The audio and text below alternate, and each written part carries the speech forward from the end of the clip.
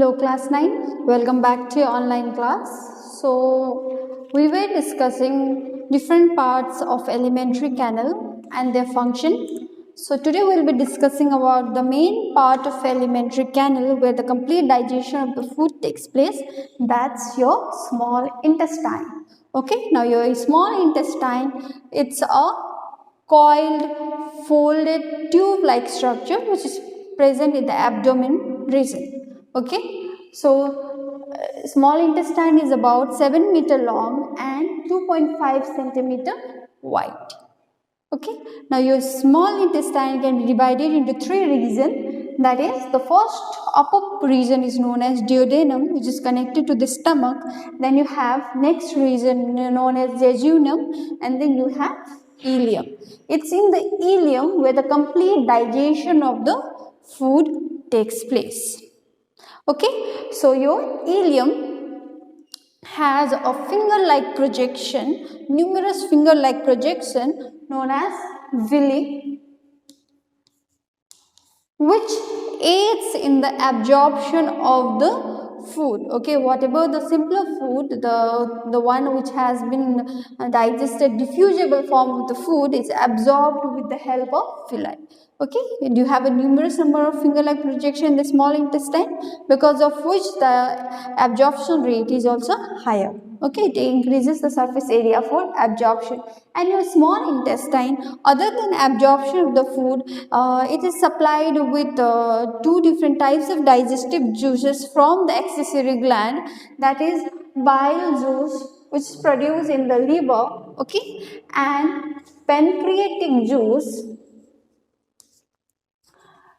which is produced in the pancreas. So these are the digestive juices produced in the accessory gland like liver or pancreas and then poured to the duodenum region of your small intestine.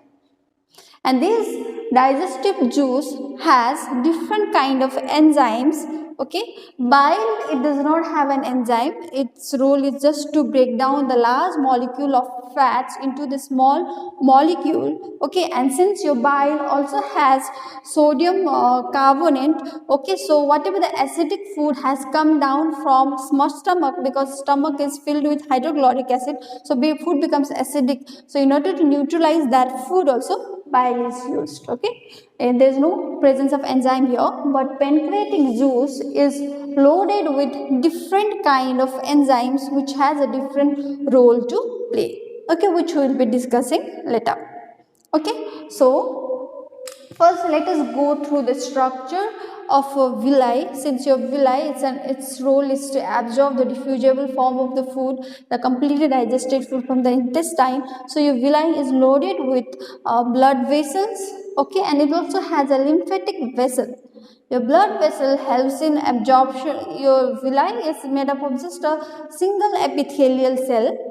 Okay, that's what, but because of which the pores are present and the absorption becomes easier. Okay, so single epithelial cell and the glucose amino acid, which is a smaller molecular structure, is absorbed by the blood vessel like arteries or veins, hepatic vein, and then different arteries that is present in the villi, and then transported to the liver.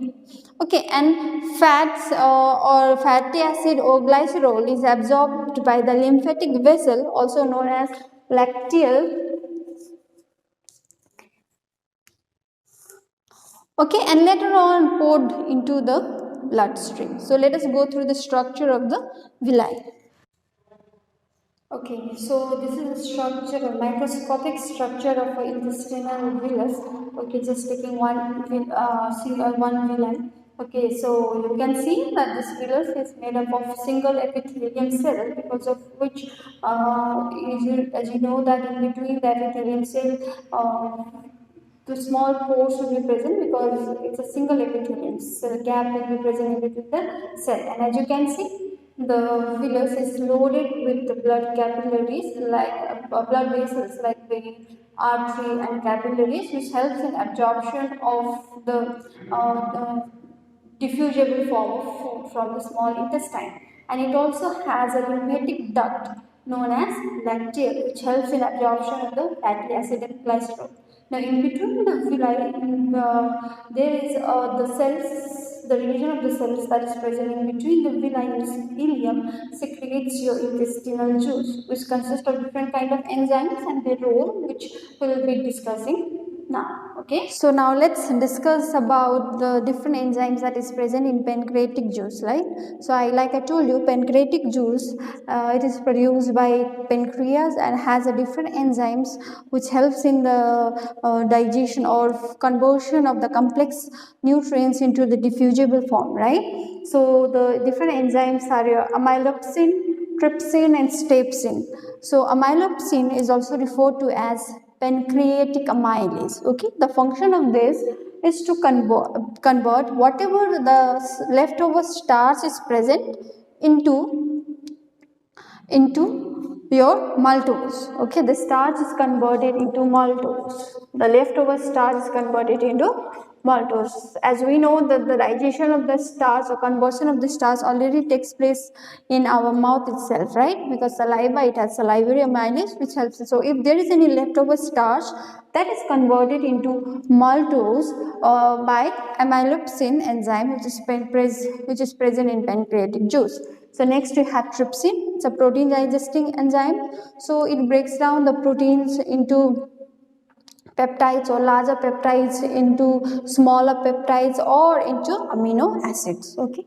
Then you have stepsin. Whatever the fats, the large molecule of fats has been broken down into smaller molecule by bile juice. Okay, the conversion of the smaller molecule of fats into fatty acid and glycerol is done by your stepsin.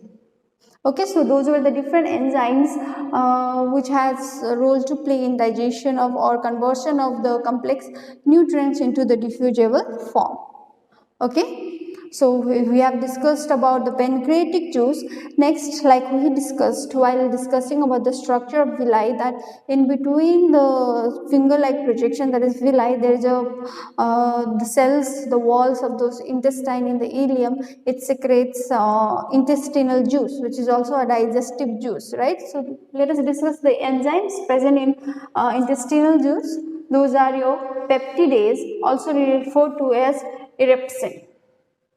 Okay, the function of this is to convert the polypeptides or any peptides into the simpler form that which is usable by the cells of our body, that is amino acids.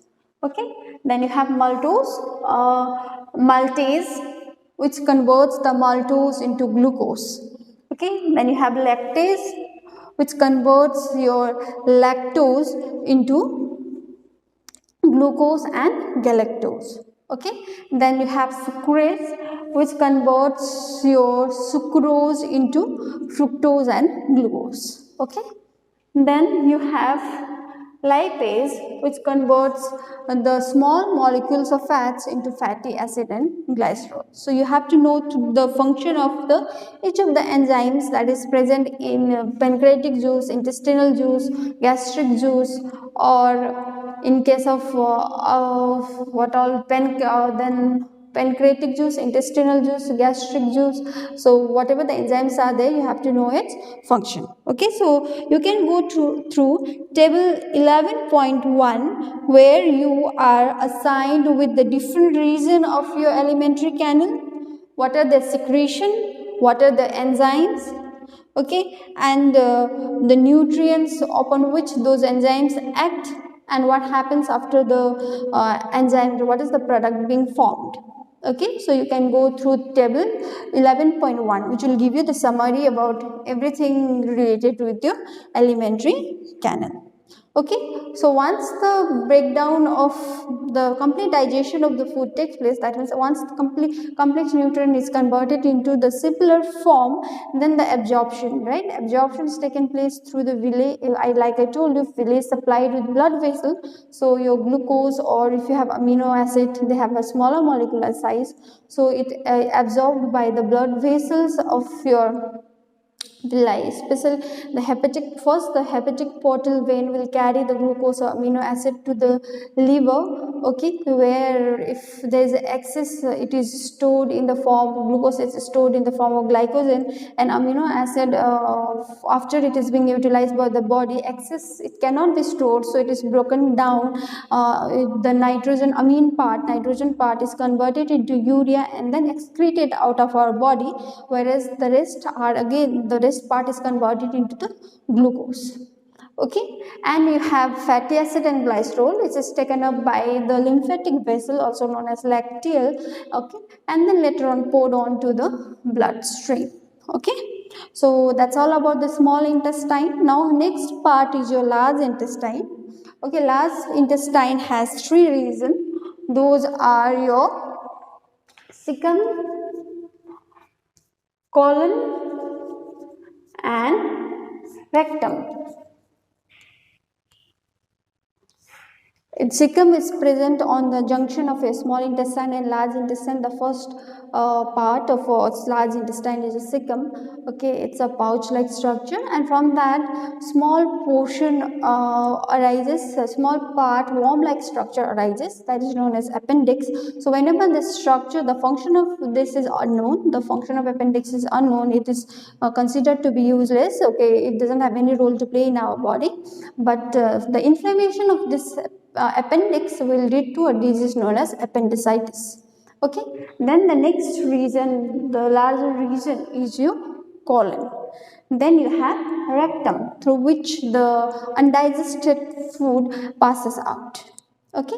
Then so in your large intestine, the digestion of the food will not occur. Only the water will be absorbed from whatever the undigested food has been passed out from small intestine to the large intestine. If there is excess water present in those foods, undigested food, then it will be absorbed back by the large intestine, and then it will be, the undigested food will be removed out of our body. No digestion, no conversion into simpler form takes place in the large intestine. Okay, so that's all about the alimentary canal. We have discussed about the different parts and its function, okay, and how the absorption takes place, or how the conversion of the complex substances into the simpler form takes place. So that's all about the alimentary canal and the associated digestive gland. So next day we'll be carrying on with the few experiments related to this chapter, then we'll end up this particular chapter, okay. Thank you.